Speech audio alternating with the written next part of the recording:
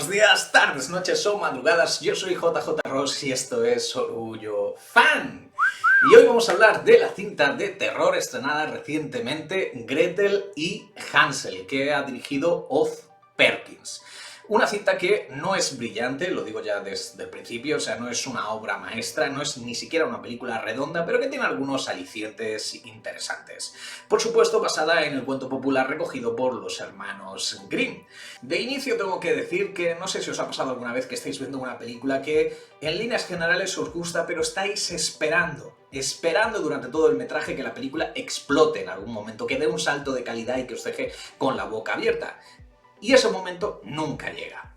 Pues básicamente eso es lo que me pasó con Gretel y Hansel, que es una película que pone a prueba tu paciencia, que crea una atmósfera muy chula, la verdad, muy inquietante, muy terrorífica, muy del terror independiente que se ve claramente que es el estilo, es un ejercicio de estilo realmente esta película, es lo que quiere imitar, gracias a la dirección de fotografía de Galo Olivares, que sin duda es de lo mejor de la propuesta, el director mexicano que fue fruto de un salseo reciente porque también fue el director de fotografía de Roma, de Alfonso Cuarón, y se dice que Cuarón no le dio todo el crédito que realmente se merecía. Bueno, pues aquí se demuestra que Olivares es un director de fotografía impresionante y la película Gretel y Hansel también tiene una dirección de arte, un diseño de producción, pues donde se realzan los valores de producción de la cinta. No obstante, y como digo, la sensación que te queda al final cuando aparecen los títulos de crédito es bastante desconcertante, como que has visto hora y media de película que se podía haber resumido en un videoclip de 3 minutos para Marilyn Manson o para Ozzy Osbourne, y que no ha terminado de explotar, aparte de que el final es súper abrupto, o sea, literalmente cuando acaba el final, que no voy a desvelar lógicamente, pues yo estuve a punto de rebobinar porque digo, me he perdido algo, o sea, ha pasado algo el desenlace y no me he enterado de lo que pasa. Pero aún así, y con todo, también tengo que resaltar que tiene una interpretación bastante destacada de la joven Sophie Lillis, que la recordaréis porque es el personaje femenino principal, Beverly Marsh, de la adaptación más reciente de It, la novela de Stephen King que realizó Andy Muschietti y que interpreta a Gretel. El título de la película es Gretel y Hansel, en contraposición al normal título de Hansel y Gretel. ¿Por qué? Bueno, porque la historia se centra en ella, en Gretel, que más o menos tendría una edad de unos 16 años, y su hermano pequeño, que es Hansel, pues tendría como unos 8 años. Y este es otro de los puntos más negativos para mí de la historia, porque la han querido vender como es una adaptación súper fiel del cuento de los hermanos Grimm, y en realidad no tiene nada que ver, o sea, en lugar de Gretel y Hansel se podía haber llamado, yo qué sé, Paseo por el bosque tenebroso, o sea, es que Hansel no hace absolutamente nada, y ni siquiera estoy convencido de que la metáfora, porque si hablamos de cuentos tenemos que hablar de la lección que te intentan transmitir, pues ni siquiera estoy convencido de que el lenguaje final, la lección de vida que te intenta transmitir la película sea muy edificante. Porque parece decir que para encontrar tu máximo potencial debes desprenderte de las cosas o de las personas que significan un lastre para ti, aunque sean las personas que más quieres y las únicas que tienes en tu vida. No estoy muy de acuerdo con esa filosofía de vida, a no ser que, porque aquí entraríamos en otro debate, que no es el caso del vídeo, que el hecho de que se centren en el personaje femenino, pues todo esto sea una lección de empoderamiento para las mujeres, de oye, despréndete del hombre que tienes al lado, aunque sea tu hermano. En fin, no vamos a entrar en ello. Ya digo, podríamos considerar que Gretel y Hansel es una obra de arte y ensayo, con algunos momentos espeluznantes, inquietantes, pero no del todo aterradores. Y cuando estás viendo una película de miedo, pues no sé, lo que esperas es un par de buenos sustos, digo yo. Por todo ello le voy a poner la nota de un 6, un 6 que no está nada mal.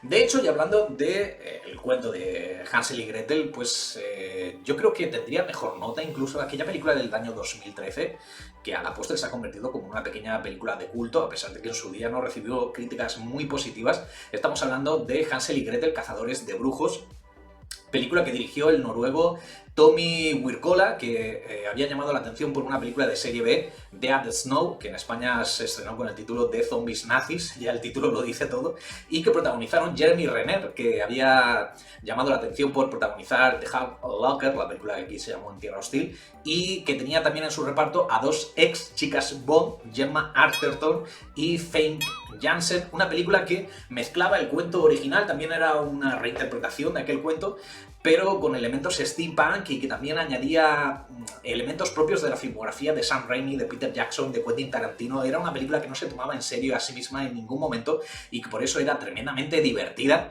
Y yo le daría a esta película un 6,5. Una película que además en su producción contaba con los nombres del cineasta nominado al premio de la Academia, Adam McKay, y su amigo de toda la vida, el cómico Will Ferrell, que no aparecía en ningún momento en el reparto, y que las escenas de acción estaban coreografiadas por David Leitch, que en aquel momento nadie sabía quién era David Leitch, pero que a día de hoy el cine de acción de nuestro tiempo no se puede entender sin el nombre de este cineasta, porque al final se ha puesto detrás de las cámaras y, por ejemplo, ha hecho películas como el spin-off de Fast and Furious, la película centrada en los personajes de Hobbs and Shaw, los que interpretan Dwayne Johnson y Jason Statham.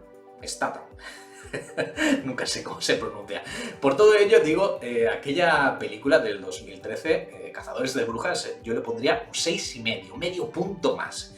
Y medio punto más aún le pondría a la película de los hermanos Grimm, El secreto de los hermanos Grimm, creo que se estrenó en España, de Terry Gilliam, que protagonizaban Matt Damon y el malogrado Heath Ledger. Es una película que creo que es del año 2005, si no recuerdo mal, madre mía. Qué tiempos, yo vi esta película en el cine. Una película que tampoco es una película redonda, según palabras del propio Terry Gilliam, no es la película que yo quería hacer y tampoco es la película que querían los productores, porque durante todo el rodaje de la película se estuvo peleando con los productores de la propuesta, que eran los hermanos Weinstein. Todos sabemos por qué se han hecho famosos después, pues sobre todo Harvey Weinstein.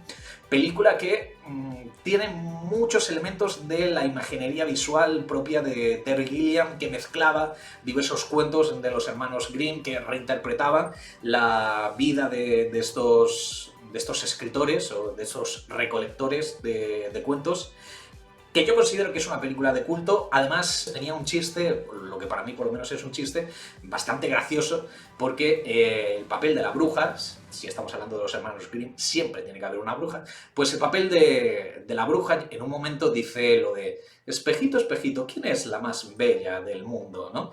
Y ese papel, el de la bruja, en esta película de los hermanos Grimm, lo interpretaba Mónica Bellucci, que para mí, en ese momento, sin duda, era la mujer más bella del mundo. Por todo ello, yo le pondría a esta película de los hermanos Grimm un 7. Aunque, ojo, la película que me ha servido de excusa, madre mía, cómo hablo, y al final voy mezclando una y otra. Pues la película que me ha servido de excusa para todo esto, la de Gretel y Hansel, es mejor, bastante mejor, que aquella otra película basada también en otro cuento de los hermanos Grimm, que también era una reinterpretación moderna, la de Red Riding Hood, creo que era el título original, en España se tradujo como Caperucita Roja, ¿a quién tienes miedo? Una película del año 2011 que produjo, ojo, Leonardo DiCaprio. Lógicamente Leonardo DiCaprio no aparece en la película, menos mal que solamente interpreta, porque vamos produciendo, no tiene precio. Es una película que dirigió Christina Hendricks, que fue la directora de la primera entrega de Crepúsculo, que protagoniza a Amanda Seyfried y Gary Oldman, que son de lejos lo mejor de la película, pero que lógicamente querían hacer una nueva Crepúsculo, o sea, mezclando Caperucita Roja con un trío amoroso, con hombres lobo, o sea, que no tiene... Ay, Dios, no hay por dónde cogerlo. Una película que yo en su día vi en el cine, en una doble sesión, no recuerdo con qué otra película, y que en su día dije, bueno, me gustó, sobre todo por el diseño de producción. La volví a ver recientemente y dije, pues, nada que ver, o sea, le pego un tiro a mi yo del pasado si realmente le gustó esta película. Es cierto que el diseño de producción está muy bien, pero por todo lo demás, nada. Por eso esta película no la puedo aprobar, le pondría un 4. En fin, y con esto llegaría al final. Iba a hablar de una sola película y al final habéis tenido mi puntuación sobre 4 películas. Así que no os podéis quejar. Si os ha gustado el vídeo ya sabéis lo que tenéis que hacer. Darle like, suscribiros, comentar, compartir.